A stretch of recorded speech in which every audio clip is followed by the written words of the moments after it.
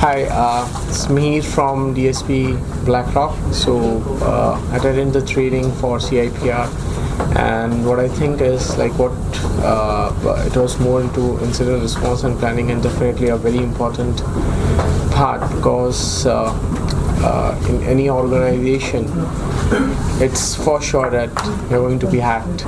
If not now, tomorrow. The most important part is that how do you respond to the incident and how quickly you can recover. So that is what we learned today, and it was a quite knowledgeable session, and that is great. Awesome. Thank you.